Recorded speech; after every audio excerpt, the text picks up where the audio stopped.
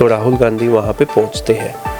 ये अब हरियाणा में आप देखोगे, जब सितंबर में आए, सेना की वर्दी का सम्मान जो है वो हरियाणा की बहन बेटियां और माताएं जो कर सकती है ना, मुझे नहीं लगता कि कोई भी दुनिया की कोई ऐसी महिला बहन बेटी है। वो हमारे हरियाणा की हिमांशी नरवाल की जो स्टेटमेंट नहीं आई थी जब उसके जन्मदिन पे पहलगांव में जो 22 तारीख को घटना हुई और लेफ्टिनेंट विनय नरवाल। नमस्कार, मेरा नाम है सत्सिंह दी, हरियाणा टॉक्स में आपका स्वागत है। नमस्कार, मेरा नाम है ओपी वशिष्ठ और आज हम खास मुद्दे में बातचीत करेंगे कांग्रेस के सबसे बड़े नेता राहुल गांधी का हरियाणा के करनाल में आना। राहुल गांधी 7 महीने में दूसरी बार करनाल में आ रहे हैं। और जो राहुल गांधी आए हैं, ये जो आज का घटनाक्रम है, इसका पॉलिटिकल ही नहीं, इसका और भी बहुत महत्व है, क्योंकि पहलगांव में जो 22 तारीख को घटना हुई और लेफ्टिनेंट विनय नरवाल, जिनका हनीमून पीरियड वहाँ चल रहा था, उनकी शादी को कुछ ही समय हुआ था, वो उस हादसे में उनकी मृत्यु हुई और उसके बाद करनाल से उनका संबंध था। और उनकी वाइफ ने जो एकता का मैसेज दिया कि जो कुछ भी आप हिंदू मुसलमान का इसको मुद्दा ना बनाए, कश्मीर में मुसलमान भाइयों के साथ आप इस तरह का व्यवहार ना करें। इससे पहले सितंबर 2024 में राहुल गांधी करनाल गए थे और अमेरिका में डंकी रूट से गए अमित नामक युवक वहाँ पे घायल हुए थे। अमेरिका में उनसे मुलाकात हुई और अमित से उन्होंने वादा किया था कि मैं आपके परिवार से मिलूँगा। तो ये करनाल में राहुल गांधी की दूसरी विजिट है और आज हम खास जो है हमारी चर्चा रहेगी पहलगांव हादसे को लेकर। जी ओपी जी, इसमें जो पहलगांव में जो घटना हुई 22 तारीख को, जिसमें 26 जो सैलानी थे, टूरिस्ट थे, different parts of the country, जिसमें विनय नरवाल भी, जो नेवी ऑफिसर है, लेफ्टिनेंट विनय नरवाल, वो भी अपनी पत्नी संग वहाँ गए हुए थे और उनकी शादी को शायद 16 अप्रैल को उनकी शादी, 19 को अप्रैल को शादी हुई थी और 22 को ये हादसा हुआ। जी, आप ये देखिए कि कुछ ही महीने हुए थे, यानी कि वो कहते हैं ना कि मेहंदी भी अभी जो ना हाथों में थी और सारी चीज़ें, तो कितना बड़ा हादसा था। सत्सिंह जी, 19 अप्रैल को मसूरी में डेस्टिनेशन वेडिंग हुई। 20 को वो अपने ससुराल में थे गुरुग्राम में, विनय नरवाल कैप्टन लेफ्टिनेंट जो है नेवी के, और 22 को वो हनीमून पे गए थे पहलगाम में और उसी दिन वे हादसा हुआ। और जो वो एक पिक्चर वायरल हो रही है जिसके अंदर पहलगाम के अंदर जो वो मिडो है और वहाँ पर एक व्यक्ति की लाश है और साथ में एक लेडी बैठी हुई है, वो लड़की लेफ्टिनेंट विनय नरवाल की पत्नी हिमांशी नरवाल की है। और उससे पहले एक वीडियो भी वायरल हुआ है जिसमें वो वहाँ का लोगों से इंटरेक्शन कर रही है कि मेरे पति की हत्या कर दी आतंकवादियों ने, धर्म पूछ के और नाम पूछ के। जी, तो कितना झकझोर देने वाला जो उनकी घटनाक्रम हुआ। आप ये देखिए, उसके बाद पूरा का पूरा देश जो है सख्ते में था, क्योंकि जब से आर्टिकल 370 हटा उसके बाद ये पहली ऐसी घटना घटी जिसमें 26 मासूम निर्दोष टूरिस्ट की इस तरह से हत्या कर दी। सत्सिंह जी, पहली बात है कि टूरिस्ट पे हमला हुआ।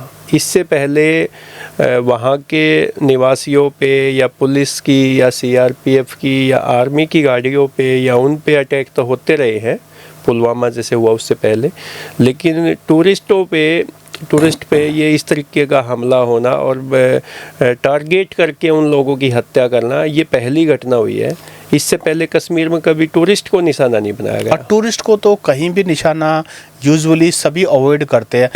बहुत बार तो ये देखा गया है कि कई ऐसे हिल स्टेशंस हैं जहां आपस में काफ़ी फ्रिक्शन हो जाती है जो वहां के स्थानीय निवासी हैं, लेकिन टूरिस्ट जो कि वहाँ की लोकल इकोनॉमी को सपोर्ट करते हैं, उनकी जान है, इसलिए इकोनॉमिक बैकबोन भी कह सकते हैं तो वो। इसीलिए उनको कभी कोई भी डिस्टर्ब नहीं करता, टूरिस्ट को सब कोऑपरेट करते रोजी हैं। रोटी सत्सिंग जी टूरिस्ट ही चलाते हैं। और कश्मीर में आप जाइए, हिमाचल में जाइए, उत्तराखंड में जाइए, जहाँ पे भी मतलब हिल स्टेशन है या पर्यटक जो स्थल है, वहाँ की जो रोजी रोटी है वो पर्यटक होते हैं। और पर्यटकों के साथ हमेशा ही अच्छा व्यवहार किया जाता, नहीं तो अगर पर्यटक नहीं जाएंगे तो वहाँ के जो लोकल जो लोग रेजिडेंट हैं उनके लिए तो वहाँ सर्वाइव करना ही मुश्किल हो जाएगा। मैं तो इस बात से बड़ा ही आश्चर्यचकित हूँ कि 22 अप्रैल को जो घटना घटी और हिमांशी नरवाल, जिसका जीवन में आप ये माने जिसके पति की शादी होने के 3 दिन बाद, 2 या 3 दिन के बाद इस तरह की घटना घट जाए, और वो भी धर्म पूछ करके, और उसके बावजूद वो इंडिया में हिंदू मुस्लिम एकता का जो आह्वान कर रही है, लेकिन उसके बाद कितनी ब्रूटल तरीके से उसकी ऑनलाइन ट्रोलिंग। देखो इसमें जब तक हिमांशी नरवाल की जो स्टेटमेंट नहीं आई थी, जब उसके जन्मदिन पे, विनय नरवाल के जन्मदिन पे उनके परिवार वालों ने या वहाँ के लोगों ने रक्तदान शिविर लगाया था, और वो उस दिन की ये स्टेटमेंट हिमांशी नरवाल की है। इससे पहले तो हिमांशी के साथ पूरा देश खड़ा हुआ था और उनकी बहादुरी के भी बातें की जा रही थी कि भाई उनके सामने देश के एक सपूत की, एक उस बेटे की, एक उस पति की हत्या कर दी निर्मम तरीके से। सब लोगों की भावनाएं और सब लोगों का गुस्सा जो है, वो भावनाएं तो इन परिवार के साथ थी और गुस्सा आतंकवादियों के अगेंस्ट और पाकिस्तान के अगेंस्ट था। देखिए, हिमांशी नरवाल के साथ तो देश आज भी खड़ा। ये जो ऑनलाइन ट्रोलिंग करने वाले लोग हैं, मैं नहीं मानता कि ये कोई देशभक्त है या फिर इनको हिंदू धर्म से भी कोई लेना देना है। ये मुझे लगता है ये लोग वो हैं जो किसी के पीछे भी बिना किसी लॉजिक के, बिना किसी सेंसिटिविटी के, बिना किसी जिम्मेदारी के, अब मतलब आप सोच के देखिए कि उस औरत ने अपने पति को खोया है, जो कि एक डेकोरेटेड नेवी ऑफिसर है, और कितना कुछ उसके जीवन में उलट पुलट हो गया है, और आप उसकी ट्रोलिंग इसी बात पे कर रहे हो क्योंकि वो ये कह रही है कि आप नफरत ना फैलाएं। देखो उनके दिल में कितना गुस्सा होगा हिमांशी नरवाल के कि 3 दिन बाद, शादी के 3 दिन बाद उसके पति की उसी के आंखों के सामने हत्या की, और धर्म पूछ के। तो उनके दिलो दिमाग में जो ये आतंकवादी है या जो इस साजिश के पीछे के जो लोग हैं उनके प्रति कितना गुस्सा होगा। इसके बावजूद भी उन्होंने ये कहा कि भाई ये कश्मीरी और जो हिंदू मुस्लिम का है वो ना किया जाए, एकता बनी रहे। ये उन लोगों के खिलाफ तो सख्त कार्रवाई होनी चाहिए जो इसके दोषी है, लेकिन इसमें वो वहाँ की कश्मीरी जो लोकल कश्मीरी है या हिंदू मुस्लिम की जो भेदभाव की बात की जा रही है, बंटवारे की बात की जा रही है, वो नहीं होना चाहिए, शांति होनी चाहिए। तो ये एक पढ़ी लिखी और एक देशभक्त बेटी ही ऐसी बात कह सकती है। इसमें एक चीज़ और सिद्ध होती है ओपी जी की हरियाणा का जो मानस है ना, उससे बड़ा देशभक्त कोई नहीं सकता। हरियाणा के मानस को किसी का देशभक्ति का सर्टिफिकेट लेने की जरूरत नहीं है, क्योंकि हमारे तो हर घर में से सिपाही जो है वो देश की बॉर्डर पर रक्षा करता है। आप गांव में चले जाइए, हर दूसरे घर में, तीसरे घर में कोई ना कोई फौज में या तो सर्व कर रहा है, या वहाँ से रिटायर्ड है, या वहाँ से पहले कभी सर्विस किया है। शायद ही कोई ऐसा घर हो जिसने इस देश को सैनिक ना दिया हो। तो हमें यानी कि हरियाणा के लोगों को, हमारी माताएं, दूसरे घर में सैनिक, हमारी माताएं, हमारी बहनें, मुझे लगता है हमारी माताएं तो ये सैनिक पैदा करती हैं, और वो तो पेट में ही देशभक्ति का जो ना गुट्टी सिखाती है। हमारे यहाँ तो कितना प्यार करते हैं मिट्टी से, देश से, वतन के लिए, हमें बचपन से सिखाया जाता है। और उसके बाद जो है ये जो घटना घटी, मैं कह रहा हूँ बहुत अनफॉर्चुनेट। सेना की वर्दी का सम्मान जो है वो हरियाणा की बहन बेटियां और माताएं जो कर सकती ना, मुझे नहीं लगता कि कोई भी दुनिया की कोई ऐसी महिला बहन बेटी है वो हमारे हरियाणा की इनसे आगे होगी कोई? मैं तो आपको एक घटना बताता हूँ, रोहतक की घटना है। 2016 में जब वॉयलेंस हुआ, हिंसा भड़की और यहाँ पर मिलिट्री को आना पड़ा, तो जैसी मिलिट्री गाड़ियाँ यहाँ आई और उनकी अलग अलग सेक्टर बना करके अलग अलग हमारी टुकड़ियाँ जो है ना उनकी डिप्यूट कर दिया, तो हमारे यहाँ लोकल जो लोग हैं वो अपने घरों से चाय बना के ला रहे हैं, कुछ खाने पीने का अपने फौजी भाइयों को दे रहे हैं। और फौजी भाइयों को भी ऐसा लग रहा है यार ये तो जो ना हमसे तो लोग डरते हैं जैसे कश्मीर में या कहीं भी जाए, लेकिन ये हरियाणा के मानस बड़े अजीब हैं। तो ये तो जैसे परिवार मिल गया उनको। वो मैं बताऊं, आप कभी, हम स्कूल कॉलेज में पढ़ते थे, आज भी जैसे देखते हैं जब कोई भी आर्मी की गाड़ी वहाँ से निकलती है, अपने यहाँ से गांव से शहर से कहीं से भी निकलती है, तो छोटे छोटे बच्चे हैं, आप उनको देखोगे ना, वो उन सैनिकों को ना सलूट मारते हुए दिखेंगे, उनको टाटा बाय बाय करते दिखेंगे। तो मतलब हिमांशी नरवाल सम्मान कितना है ये देखो ना। हिमांशी नरवाल भी उन्हीं उनमें से एक है। तो ये वो लोग हैं जो ऐसे जो हालात हैं जहाँ पे पूरे देश के हर नागरिक को, हर जाति धर्म समुदाय संप्रदाय के लोगों को एकजुट होके, और इस हादसे के बाद जो एक हालात बने हैं उससे लड़ने के लिए एकजुटता दिखाने का जो टाइम है ना, ये ऐसे लोग ऐसे ही मौक़ों का फ़ायदा उठा के आपस में फ्रिक्शनबाजी करने की इनकी साजिश हो सकती है। ये कुछ लोग हैं, ये नहीं पता कि ये है कौन, ये किसी पार्टी विशेष के हैं या कोई और ही किसी एजेंसी के लोग हैं, क्या है ये, इनके बारे में कोई नहीं पता जी। एक चीज़ और, राहुल गांधी का 14 दिनों की, क्योंकि 22 तारीख को घटना घटी है, उसके बाद उनका क्रीमेशन हुआ है, उसके बाद सारी चीज़ें हुई है, आज 6 तारीख है, 6 मई का।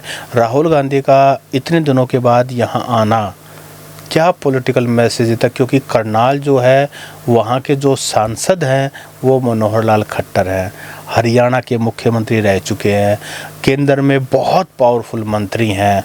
तो करनाल में राहुल गांधी का 6 महीने 7 महीने में दोबारा से आना, और वो भी ऐसी सेंसिटिव टाइम पर आना, आपको क्या लगता है इसके पीछे क्या कोई पॉलिटिकल मैसेज भी है? नहीं, ये कोई पॉलिटिकल तो होता ही है, जब राजनेता है तो पॉलिटिकल तो एजेंडा सभी के दिमाग में रहता है।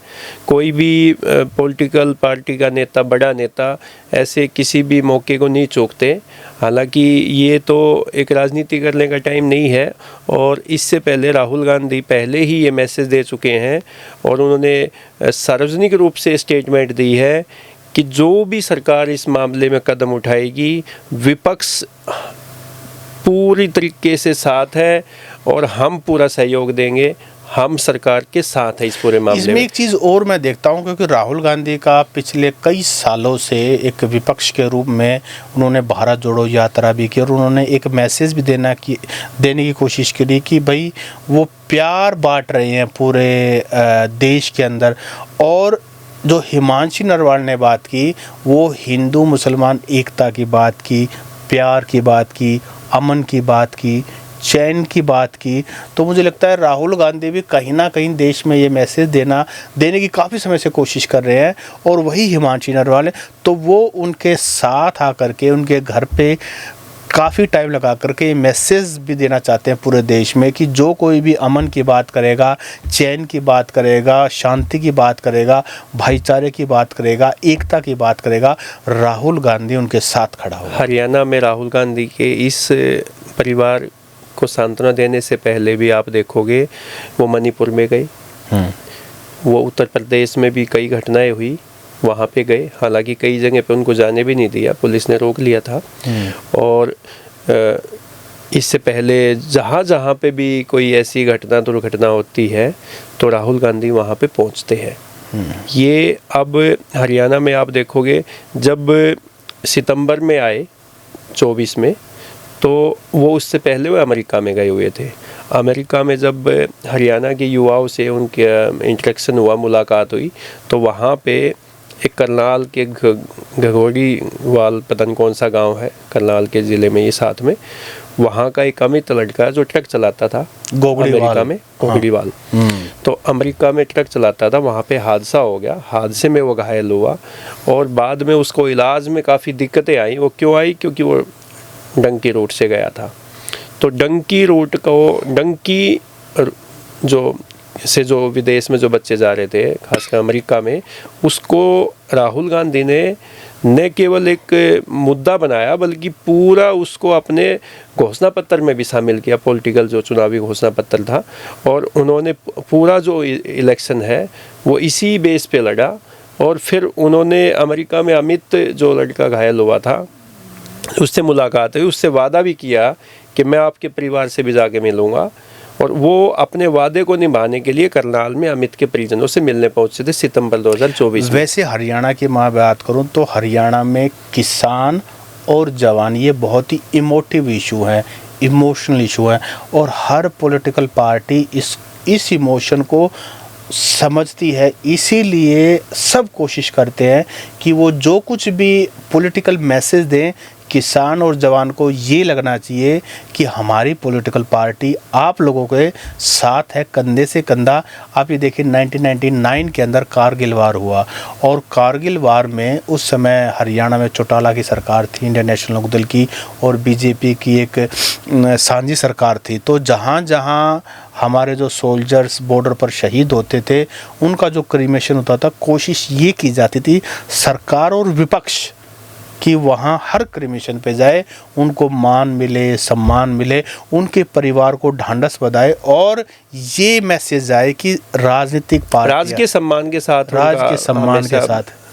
और हुआ है। विनय नरवाल के केस में देख लीजिए, चीफ मिनिस्टर नायब सैनी ने 50 लाख की कैबिनेट बैठक हुई है मंत्री की, और एक गवर्नमेंट जो परिवार में से देने की कोशिश की। तो हरियाणा में जवान और किसान, क्योंकि ये बहुत बड़ा वोट बैंक भी है और बहुत बड़ा इमोटिव इशू है, क्योंकि अगर आप पब्लिक फेस है आपका और आप पब्लिक पर्सनैलिटी हो, और अगर किसान और जवान के लिए अगर आप नहीं खड़े होते हो, तो मुझे लगता है कि आपका पॉलिटिकल सर्वाइवल ही बड़ा चैलेंज है। राहुल गांधी कहीं ना कहीं, राहुल गांधी पब्लिक से कनेक्ट होने का पूरा प्रयास करते हैं, हर वर्ग हर समुदाय के लोगों से मिलते हैं, और वो कहते हैं ना कि जो सबसे अंतिम पंक्ति के व्यक्ति से मिलने की कोशिश करते हैं। जब करनाल में जीटी रोड बेल्ट की मैं आपको राहुल गांधी का उदाहरण दूं कि वो एकदम से अचानक पंजाब जाते हुए ना वो ट्रक में बैठ के, और वो पंजाब की तरफ ट्रक चालक से उन्होंने काफ़ी इंटरेक्शन किया, वो ट्रक में सवार हुए। एक आपने देखा वो 4 व्हीलर जिसको बोलते हैं, वो लोडिंग वाला जो टेम्पू बोलते हैं, उसमें वो मज़दूरों से बातचीत करते हुए दिखे आपको। कभी वो कारपेंटर से बात करते हैं, कभी मैकेनिक से बात करते हैं, और कभी हरियाणा में धान लगाते हैं, कभी अखाड़े में पहुंच जाते। तो ये जो है ये आम पब्लिक से इंटरेक्शन करने का वो ये दिखाते हैं कि गांधी जो परिवार है या कांग्रेस पार्टी जो है वो ड्राइंग रूम की राजनीति नहीं करती, वो फील्ड में भी उतरती है। ये मैसेज देने का प्रयास है। तो ये एक आप इसको राजनीतिक भी कह सकते हैं, लेकिन यहाँ पे राजनीति हम नहीं कह सकते इसको, क्योंकि आज हिमांशी नरवाल और विनय नरवाल जो है उसके परिवार के साथ पूरा देश डट कर खड़ा हुआ है, सभी पॉलिटिकल पार्टियाँ खड़ी हुई है, सब समाज का हर वर्ग उसके साथ है। तो ये इस पे तो हम नहीं कहेंगे कि यहाँ पे राजनीति है, और हम इसे राजनीति की संज्ञा देना भी नहीं चाहेगा कोई। नहीं, बेशक ये डायरेक्ट राजनीति नहीं, ना तो कोई हरियाणा में चुनाव है, ना देश में कोई चुनाव है, लेकिन जो पॉलिटिकल पार्टीज़ हैं वो हरदम एक मैसेज देने की कोशिश करते हैं। और जो लोग ऑनलाइन ट्रोलिंग कर रहे हैं हिमांशी नरवाल की, जिसके बाद नेशनल कमीशन फॉर वुमेन ने भी सुओ मोटो एक्शन लिया है, और उन्होंने भी इसको बड़ा अनफॉर्चुनेट बताया कि कौन लोग हैं जो शहीद की पत्नी को इस तरह से ट्रोलिंग करें, जबकि उसने कोई गलत बात नहीं की। उसने एकता की बात की है, उसने भाईचारे की बात की है, उसने ये कहा है कि आप इस तरह का माहौल देश में ना बनाए जिससे एकता में किसी तरह का। इसमें तो सतसिंह जी सरकार जी की भी बहुत बड़ी जिम्मेदारी बनती है, लॉ एंड ऑर्डर की जो ऐसे लोग जो ट्रोल करते हैं, आईटी एक्ट बना हुआ है, साइबर का इसमें केस भी बनता है, तो ऐसे लोगों को चिन्हित किया जाए, उनके अकाउंट सीज किए जाए, उन लोगों को पे लीगल कार्रवाई की जाए। कुछ तो वेरीफाइड अकाउंट है वो, तो उन पर तो तुरंत कार्रवाई हो सकती है। तो ऐसे लोगों पे सरकार अगर कड़ा संज्ञान ले और उनके खिलाफ सख्त कार्रवाई की जाए, तो भविष्य में इस तरीके की जो घटनाएं होती हैं, जब देश की एकता अखंडता की बात आती है, तो ऐसे लोग जो है वो बीच में आके फ़ायदा ना उठाए, तो ऐसे लोगों को भविष्य में भी एक सबक मिलने का काम और राहुल गांधी के साथ आज करनाल में रोहतक के सांसद दीपेंद्र सिंह हुड्डा भी थे, और हमने तो देखा है कि दीपेंद्र सिंह हुड्डा कोशिश करते हैं कि इस तरह की कोई भी कैजुअलिटी बॉर्डर पे हो जाए और किसी उनका जो लास्ट जो जर्नी होती है जिसमें उनको दाग दिया जाता है क्रिमेशन पे, वो कोशिश करते ज़रूर पहुँचे। नहीं, दीपेंद्र हुड्डा तो हरियाणा में घूमते ही हैं। भूपेंद्र सिंह हुड्डा बाई चांस अगर दीपेंद्र नहीं जा पाते तो वहाँ भूपेंद्र सिंह हुड्डा जाते हैं। तो ये फैमिली जो है, दोनों हुड्डा फैमिली, ये हरियाणा के हर बंदे के दुख सुख में शामिल होते हैं। ऐसे ही मैं आप दिखाऊं कि जब करनाल में विनय नरवाल जब शहीद हुआ, वहाँ पे आतंकवादियों के निशाने पे आए, तो उनके घर पे जब वहाँ के सांसद है केंद्रीय मंत्री मनोहर लाल, वो तो मैं देख रहा था, उनका एक फ़ोटो वायरल हुआ था जिसमें वो बहुत ही भावुक हो गए थे और उनकी आंखों में पानी भी टपक रहा था। तो ये ऐसा नहीं है कि देखो राजनेता भी है तो इंसान ही ना, हाँ है इंसान ही, तो भावुक तो वो होगा ना, कोई ऐसी घटना होती है। कटिंग अक्रॉस पॉलिटिकल लाइंस विनय नरवाल के साथ सभी पॉलिटिकल पार्टियां खड़ी हुई हैं, सभी राजनेताओं ने अपना पूरी भावभीनी उनको श्रद्धांजलि दी है और उनके साथ परिवार को ढांढस बंधाया। देखो इस मामले में तो हमें कहना पड़ेगा पॉलिटिकल लाइंस की को मतलब सारे डिफरेंसेस दूर करो। उसमें डिफरेंस क्या है, कोई अगर किसी के साथ इतनी बड़ी घटना हुई है तो बिना उसके, चाहे वो किसी को भी वोट करते हो, वो किसी भी पार्टी के सदस्य हो, हैं तो देश के ही है। और देश ऐसे लोगों का, ऐसे परिवारों का जिनके बच्चे वहाँ पे बॉर्डर पे देश की रक्षा के लिए खड़े हैं या अपनी जान न्योछावर कर रहे हैं, ऐसे परिवारों की तो हमारी सब लोगों की सामूहिक जिम्मेदारी बनती है कि उस परिवार के दुख सुख में शामिल हो, उन लोगों के कोई किसी तरीके की कोई उन पे संकट नहीं आए। भाई उनके देखो एक बेटा होता है, वो जवान बेटा जो है वो अपने परिवार का रक्षक होता है, और वो रक्षक बेटा अपने परिवार को छोड़ के और देश की सेवा के लिए गया हुआ है। तो ये सब लोगों की जिम्मेदारी बनती है कि उस परिवार की का एक सपोर्ट बन के एक उनका स्ट्रॉन्ग मैसेज दिया जाए कि भाई हम लोग आपके साथ हैं। बेशक बेटा सरहद पे बैठे हैं, लेकिन हम सब लोग जो है वो आपके बेटे हैं, आपके भाई हैं, आपके परिवार के सदस्य हैं। आपको क्या लगता है राहुल गांधी जब हिमांशु नरवाल से मिल के गए होंगे, उनको क्या कह के गए होंगे, क्योंकि उनकी मुलाकात करने ही आए थे वो परिवार के साथ, क्या कह के गए होंगे राहुल गांधी? देखो वैसे तो 1-1.5 घंटा राहुल गांधी उनके परिवार के घर पे रहे हैं, और परिवार से उन्होंने अलग से बंद कमरे लगा लीजिए, मतलब सेपरेट प्राइवेट मीटिंग भी की है। तो और तो क्या कह सकते हो, ये बस ये एक सांत्वना देने के अलावा आज किसी के पास उनको देने के लिए क्या है। सरकार को छोड़ के, सरकार ने भी देखो कैबिनेट की बैठक हुई कल 5 तारीख को, तो उसमें मुख्यमंत्री ने खुद ही ये पहले ही अनाउंस कर दिया कि भाई 50 लाख रुपए इस परिवार को देंगे और एक सरकारी नौकरी भी हम इनके परिवार को देंगे। तो सरकार ने जो अपना देना था वो दे दिया।